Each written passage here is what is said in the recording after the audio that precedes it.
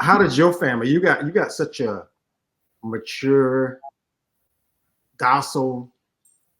You're just a beautiful person. How did your family feel about getting involved with a blended family? How did your family feel about it, CeCe? Well, they wanted, to me to marry somebody who was single, who didn't have children, Right. because I didn't even have any children and I Correct. had never been married.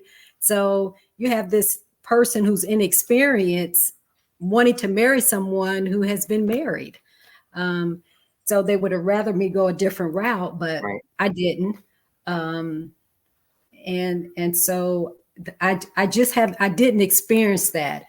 And a lady told me before Mike and I got married, and I never forget it. She says, when you're in a blended family, you're going to have difficult times, but you'll have good times, and you actually can do it, but you got to stay in the word.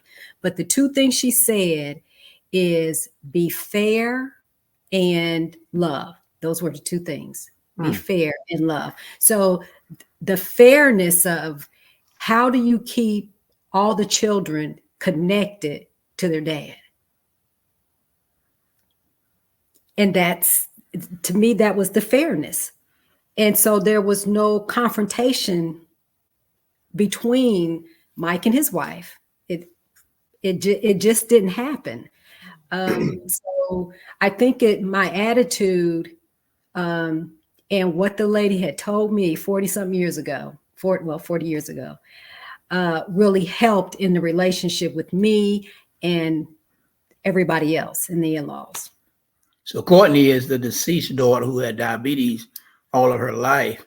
Right. Cortina is the one that I'd gotten outside of either marriage. So she's saying that she reached out to all of them and did not show favoritism one toward the other.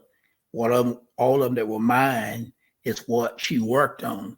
And that is it's not a cliche to say that CeCe is anchored in God. You just can't do this. I don't care what your personality is. So she has something that was bigger than her